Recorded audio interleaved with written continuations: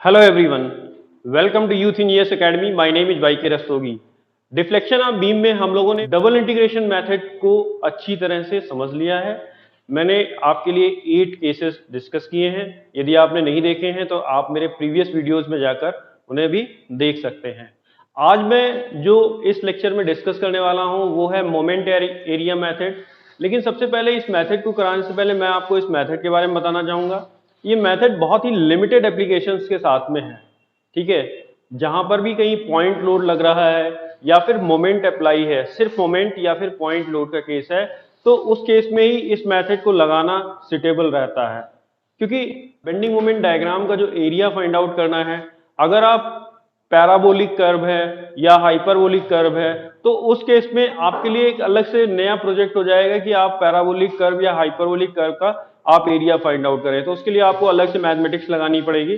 तो उससे बेटर ये होगा कि हम नेक्स्ट जो मेथड है मैकॉले मेथड, हम उसको यूज कर लें।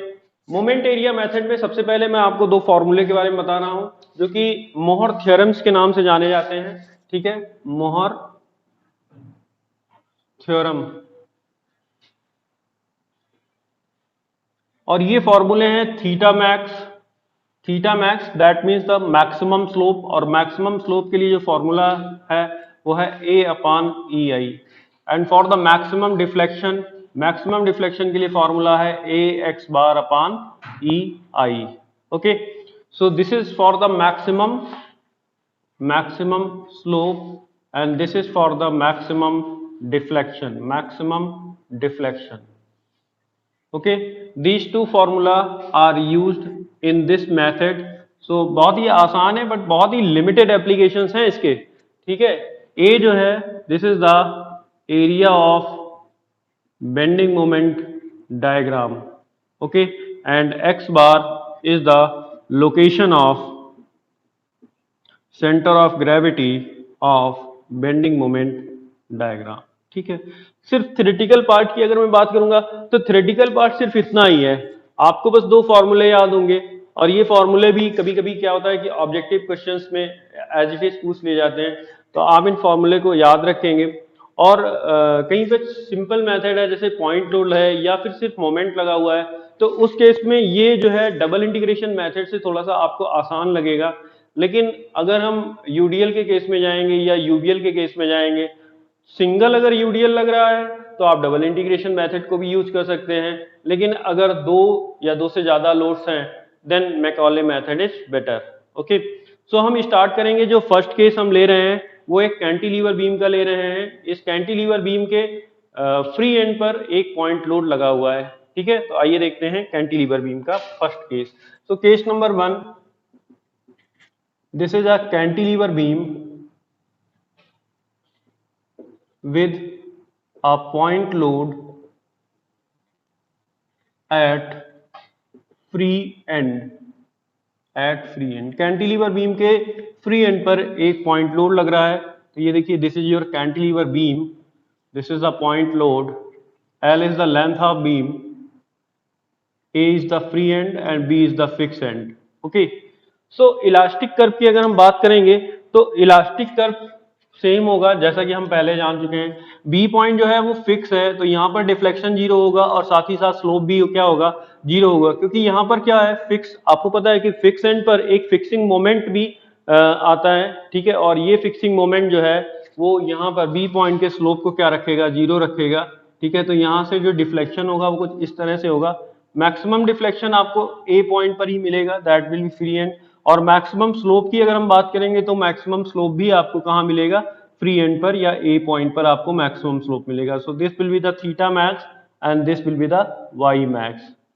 अगर इसके बेंडिंग मोमेंट डायग्राम की बात करेंगे तो आप जानते हैं जो इसका बेंडिंग मोमेंट डायग्राम होगा, बेंडिंग मोमेंट डायग्राम कैसा होगा, that will be a triangular bending moment diagram. इस तरह का बेंडिंग मोमेंट डायग्राम होगा। और जो मैक्सिमम बेंडिंग मोमेंट होगा वो कितना होगा, वो होगा W इंटू एल। सो ये आपकी लेंथ है, fine. So this is the area of bending moment diagram. तो यहां पर आप देखते हैं कि जो एरिया होता है ये कैसा आ रहा है, निगेटिव आ रहा है। सो हम एरिया अभी जो है, अभी पूरा जो बेंडिंग मोमेंट डायग्राम का एरिया है वो रेफरेंस लाइन के नीचे है। रेफरेंस लाइन आपकी ये है A B, this is the reference line. तो इसके नीचे है तो पूरा एरिया कैसा आ रहा है, निगेटिव आ रहा है, तो हम निगेटिव लेंगे। लेकिन अगर कुछ ऐसी प्रॉब्लम्स आ रही हैं जिसमें कुछ एरिया रेफरेंस लाइन के ऊपर है और कुछ एरिया रेफरेंस लाइन के नीचे है, तो हम ओवरऑल उनके साइन के साथ में लेंगे, ठीक है। तो जिससे हमें पता चलेगा कि जो डिफ्लेक्शन होगा वो किस डायरेक्शन में होगा। अगर डिफ्लेक्शन माइनस आता है तो दैट मीन्स कि डाउनवर्ड डायरेक्शन में है, और अगर डिफ्लेक्शन पॉजिटिव आता है दैट मीन्स अपवर्ड डायरेक्शन में है, ठीक है। तो फिलहाल यहाँ पर क्या है, यहाँ पे पूरा का पूरा एरिया कैसा है, निगेटिव है, ठीक है। सो एरिया की बात करते हैं, बेंडिंग मोमेंट डायग्राम के एरिया की बात करते हैं, तो एरिया कितना होगा। सो ट्रायंगल है तो ट्रायंगल का एरिया कितना होता है, 1/2 बेस इंटू हाइट, हाइट है W इंटू एल, तो यहाँ से आ जाएगा WL² this will be the area. So अगर हम थीटा मैक्स की बात करता हूँ तो थीटा मैक्स कितना इस केस में आ जाएगा, थीटा मैक्स A/EI, और A की वैल्यू जगह रखूंगा WL²/2EI। So this will be the theta max. आपने देखा बहुत ही आसानी से हम लोगों ने इसको फाइंड आउट कर लिया। अगर हम डबल इंटीग्रेशन मेथड में जाते तो हम मोमेंट निकालते, 2 बार इंटीग्रेट करते, एंड कंडीशंस लगाते, तब हमें ये यहाँ पे मिलता थीटा मैक्स का वैल्यू, ठीक है। लेकिन यहाँ पे क्या है, डायरेक्ट मिल गया है, बट बहुत ही लिमिटेड एप्लीकेशंस हैं इसमें। वाई मैक्स की बात करूंगा तो वाई मैक्स क्या होगा, वाई मैक्स होगा AX⁻/EI। तो एक्स बार के बारे में बात कर लेता हूं। एक्स बार यहां से इसका जो सेंटर ऑफ ग्रेविटी होगा, सेंटर ऑफ ग्रेविटी इसका यहाँ पे कहीं होगा, और सेंटर ऑफ ग्रेविटी की रेफरेंस से जो डिस्टेंस होगी that will be 2/3L, 2/3L। Okay, so x bar की जो वैल्यू आ रही है that will be x bar equals to 2/3L। So this will be WL²/2, ये आपका एरिया हो गया, और 2/3L this is the value of x bar upon EI। तो यहाँ से 2 and 2 will be cancel out, तो ये आपका आ जाएगा WL³/3EI। So this will be the Y max, this will be the maximum deflection। So यहाँ पे मैंने क्या किया, यहाँ पे मैंने बेंडिंग मोमेंट डायग्राम जो कि मुझे याद था, ठीक है, आपको भी याद रखना होगा, कुछ केसेस के लिए आपको बेंडिंग मोमेंट डायग्राम्स को याद रखना होगा, ठीक है। तो मुझे याद था इस केस में बेंडिंग मोमेंट डायग्राम, तो मैंने डायरेक्टली जो है बेंडिंग मोमेंट डायग्राम यहाँ पे बनाया, उसका एरिया निकाला, एक्स बार का वैल्यू निकाला, सीधे मोहर्स थ्योरम में हम लोगों ने इसको पुट किया, थीटा मैक्स निकल आया और वाई मैक्स निकाल आया, ठीक है। तो इस पर्टिकुलरली केस के बारे में अगर मैं बात करूंगा तो सबसे जो सिंपल कैलकुलेशन है वो मोमेंट एरिया मेथड में ही है ना। अगर आप डबल इंटीग्रेशन मेथड में जाते हो तो ये थोड़ा सा कॉम्प्लेक्स होने वाला है, टिपिकल होने वाला है। मैंने आपको कराया है, आप लेक्चर नंबर 2-3 में देखेंगे तो आपको ये वाला केस जो है वो डबल इंटीग्रेशन मेथड से मैंने कराया हुआ है। आइए कैंटिलीवर बीम पर सेकंड केस के बारे में डिस्कस करते हैं, और इस बार जो हम कंसंट्रेटेड लोड या पॉइंट लोड ले रहे हैं वो फ्री एंड पर नहीं है, वो किसी भी लोकेशन पे हो सकता है, एनी पॉइंट हो सकता है। तो अब हम जो दूसरा केस कर रहे हैं, केस नंबर 2 है, ये आपका एक कैंटिलीवर बीम का केस है जिसमें हम पॉइंट लोड को किसी भी पॉइंट पर एज्यूम कर रहे हैं। Okay, so case number 2, cantilever beam with a point load at any point, at any point. ये वाला केस भी मैंने डबल इंटीग्रेशन मेथड में आप लोगों के लिए किया हुआ है, आप लेक्चर नंबर 3 या 4 देखिएगा तो उसमें आपको डबल इंटीग्रेशन मेथड से मैंने इस केस को किया हुआ है, ठीक है। वहां पर आप देखेंगे थोड़ा सा टिपिकल आपको दिखेगा, लेकिन यहाँ पर क्या है, यहाँ पे मैं बहुत ही आसानी से इस केस को कर लूंगा, ठीक है। तो आइए देखते हैं। सो this is the cantilever beam, this is the free and, this is the fix and, this is the length of beam, और यहाँ पे मैं क्या कर रहा हूँ, यहाँ पे मैं किसी पोजीशन A पे एक पॉइंट लोड ले रहा हूँ W। ओके, सो यहाँ पे क्या करूंगा, मैं मैक्सिमम डिफ्लेक्शन के बारे में बात करूंगा और मैं मैक्सिमम स्लोप के बारे में भी बात करूंगा। सो मैक्सिमम डिफ्लेक्शन और मैक्सिमम स्लोप कहाँ पे होगा, तो उसके लिए मैं यहाँ पे क्या करता हूँ, इसका इलास्टिक कर्व बनाता हूँ। तो इसका इलास्टिक कर्व जो है वो किस तरह से बनेगा, तो like this will be the elastic curve. यहां तक तो कर्व होगा, लेकिन इसके बाद में चूंकि अनलोडेड है, यहां तक तो आपका कर्व आएगा, लेकिन इसके बाद में जो बीम है, बीम का जो पोर्शन है वो अनलोडेड है, that means it will be a straight line. But अगर मैं मैक्सिमम डिफ्लेक्शन की बात करूंगा तो मैक्सिमम डिफ्लेक्शन कहाँ आएगा, मैक्सिमम डिफ्लेक्शन A पॉइंट पर ही आएगा। बट मैं यहाँ पे क्या करूंगा, मैं इस C पॉइंट पर भी डिफ्लेक्शन फाइंड आउट करूंगा और मैक्सिमम डिफ्लेक्शन भी फाइंड आउट करूंगा। रही बात अगर हम स्लोप के बारे में बात करते हैं तो स्लोप जो है वो सी पॉइंट का स्लोप और ए पॉइंट का स्लोप क्या होगा, सेम होगा, क्योंकि ये क्या है, this is a straight line. Okay, so यहाँ पे क्या है, यहाँ पे आप इसका स्लोप जो है वो ले सकते हैं, this slope theta C will be equals to theta A and this will be the maximum slope, this will be the maximum slope. अगर हम बेंडिंग मोमेंट डायग्राम के बारे में बात करते हैं तो बेंडिंग मोमेंट डायग्राम इसका किस तरह से होगा, क्योंकि जैसे हमने previous bending moment diagram draw किया था, ये पॉइंट सी है, सी पॉइंट को भी नीचे प्रोड्यूस कर लेता हूँ, ये ए हो गया, ये बी हो गया, ये सी हो गया, यहां से आप देखेंगे ना इस तरह का ट्रायंगल आपको मिलेगा। ओके, सो ये जो आएगा this will be W A. पूरा एरिया कैसा होगा, पूरा एरिया नेगेटिव होगा, तो आप चाहें तो माइनस साइन ले सकते हैं, इससे आपको पता चल जाएगा कि डिफ्लेक्शन कैसा है, डिफ्लेक्शन आपका डाउनवर्ड डिफ्लेक्शन हो रहा है।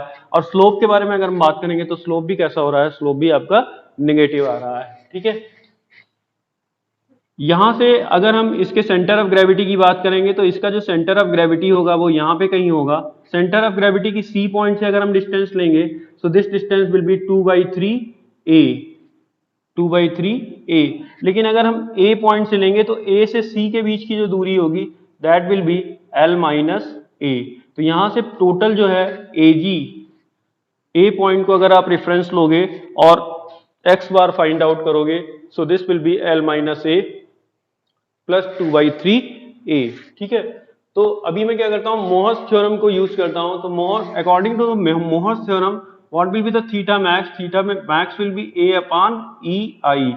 एरिया कितना होगा, ये जो आपने डायग्राम बनाया है इसका एरिया कितना है, so area will be 1/2, base, base कितना है ए और हाइट कितनी है डब्ल्यू ए, सो एरिया तो आपका आ जाएगा डब्ल्यू ए स्क्वायर अपॉन 2। सो यहां से आपको स्लोप मिल जाता है और स्लोप क्या होगा, W A square upon 2EI।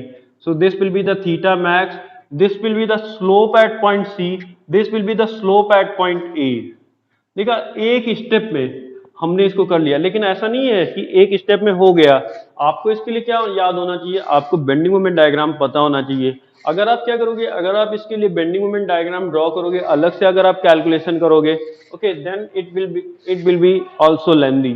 Okay, but अगर आपको बेंडिंग मोमेंट याद है, ये ऐसे केसेज हैं जिनके लिए आमतौर पे क्या है, स्टूडेंट्स बेंडिंग मोमेंट याद रखते हैं। ठीक है, तो ऐसे केसेस को ही हमें करना है। ठीक है, अगर मुझे वाई मैक्स चाहिए तो Y max is equals to A x bar upon E I. So A W A square upon 2। X bar की अगर मैं बात करूंगा तो मुझे कहां पे चाहिए, मुझे ए पॉइंट पे चाहिए, तो रेफरेंस हमारे लिए क्या हो गया, रेफरेंस हो गया ए। तो एक्स बार की वैल्यू क्या आ जाएगी, एल माइनस ए प्लस 2/3 ए। तो यहां से आपको मिल जाता है L minus A/3। X bar की वैल्यू आ जाएगी एल माइनस A/3 अपान ई आई। तो यहां से आपको वाई मैक्स मिल जाएगा W A square upon 2EI L minus A/3। So this will be the maximum deflection.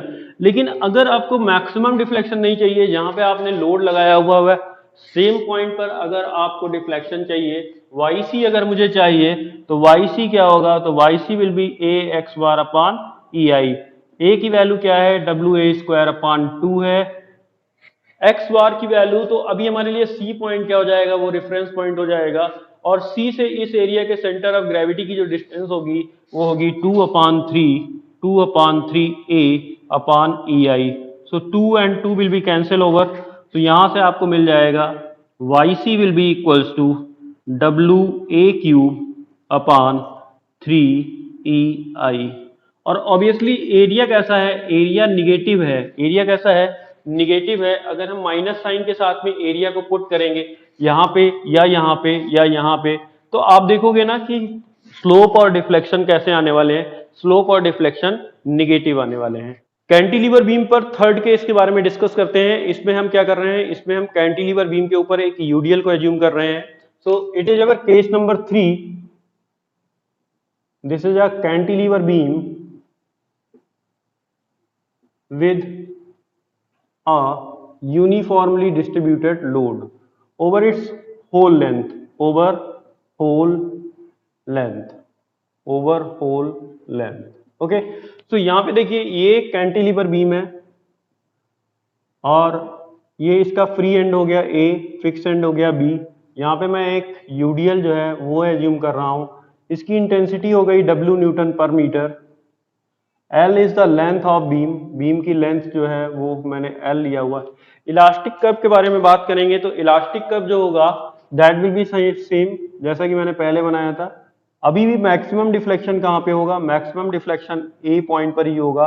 और मैक्सिमम स्लोप की बात करेंगे तो मैक्सिमम स्लोप भी आपका कहाँ पे मिलने वाला है, मैक्सिमम स्लोप भी आपका ए पॉइंट पर ही मिलने वाला है। यही आपका क्या होगा, यही आपका मैक्सिमम स्लोप होगा।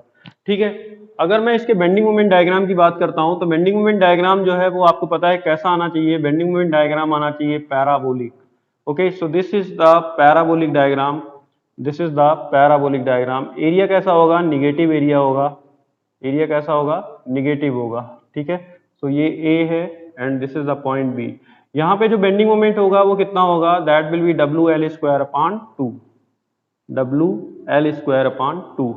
सो अगर मुझे एरिया के बारे में बात करनी होगी तो एरिया कैसे निकालूंगा, इसका एरिया होता है 1/3 बेस इंटू हाइट। तो बेस कितना है, बेस है एल और हाइट कितनी है, हाइट है डब्ल्यू एल स्क्वायर अपॉन 2।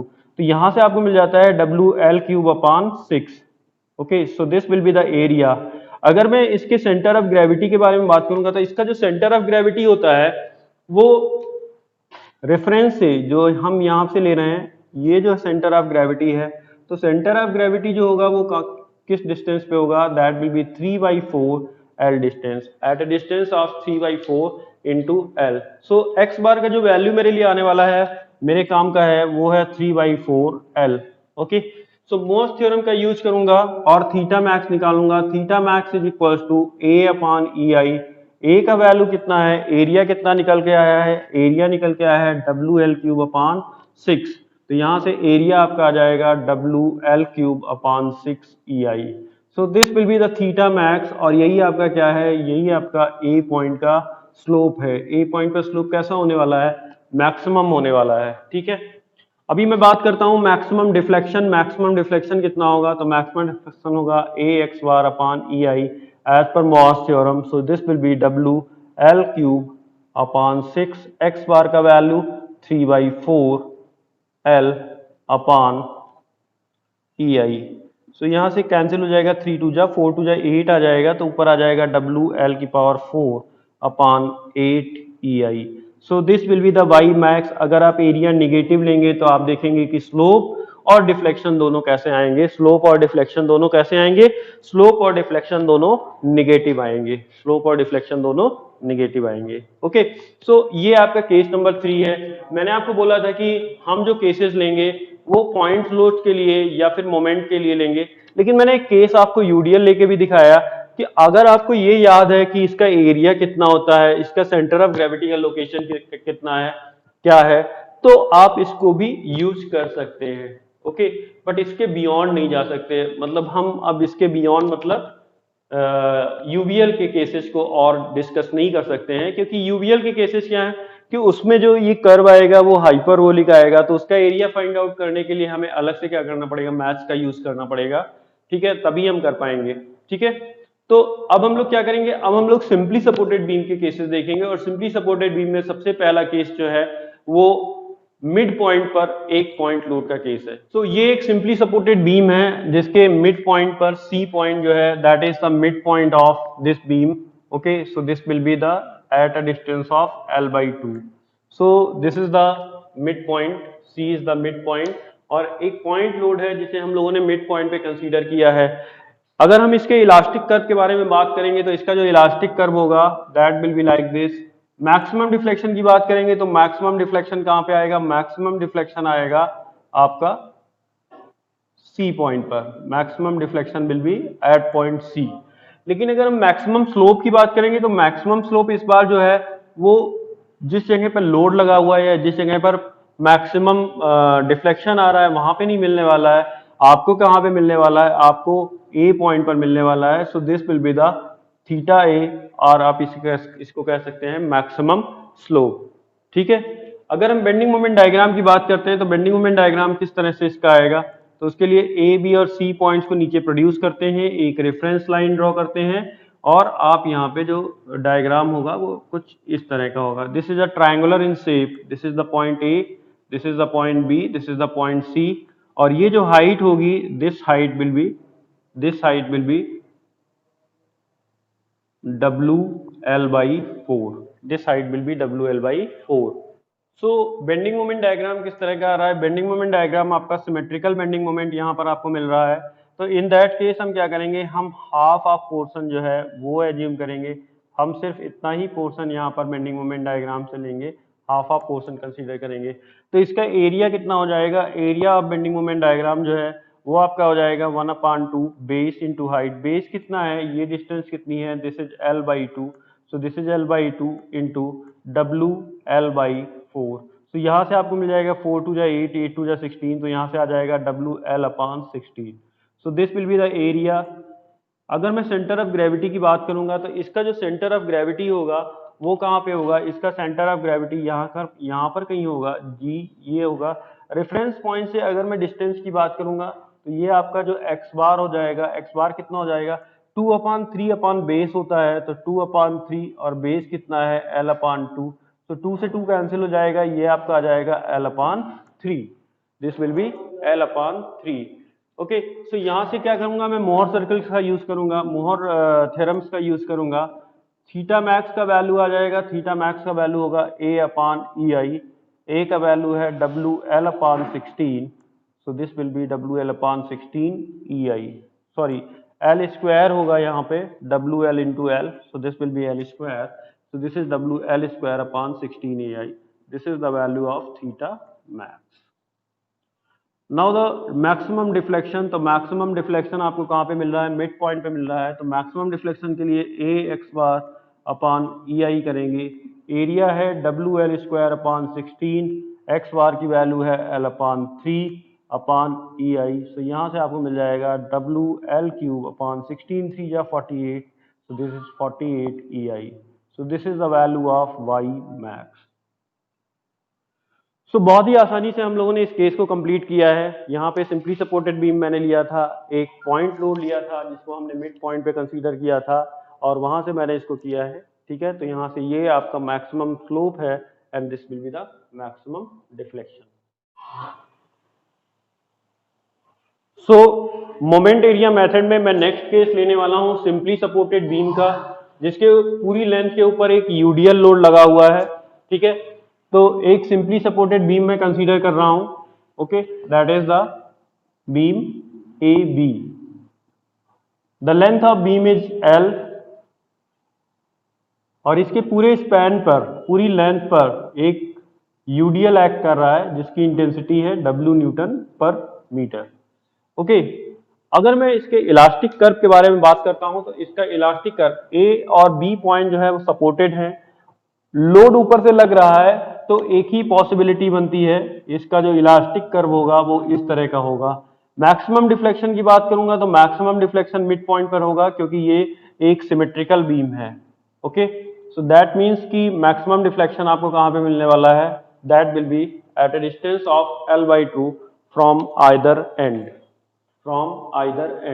अगर मैं बेंडिंग मोमेंट डायग्राम की बात करता हूं तो इसका जो बेंडिंग मोमेंट डायग्राम आता है वो किस तरह से आता है, ये देखिए, ये एक रेफरेंस लाइन है ए बी और पैराबोलिक कर्व आएगा। ठीक है, जहां पर भी मैक्सिमम डिफ्लेक्शन है, जहां पे भी मैक्सिमम डिफ्लेक्शन है वहीं पर क्या होगा, वहीं पर इसका मैक्सिमम बेंडिंग मोमेंट होगा, और ये मैक्सिमम बेंडिंग मोमेंट कितना होगा, that will B WL/8, WL/8। ठीक है, तो आप देख रहे हैं कि बेंडिंग मोमेंट डायग्राम कैसा है, bending moment diagram symmetric bending moment diagram है, तो हम सिर्फ हाफ ऑफ पोर्शन को ही कंसीडर करेंगे यहाँ पे, this portion will be considered.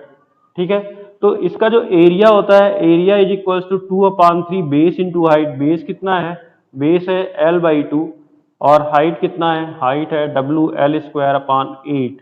सो यहाँ से 2 से 2 कैंसिल, 8 3 जा 24, सो दिस विल बी 24, और ये ऊपर आपका आ गया WL/3, so this is the area.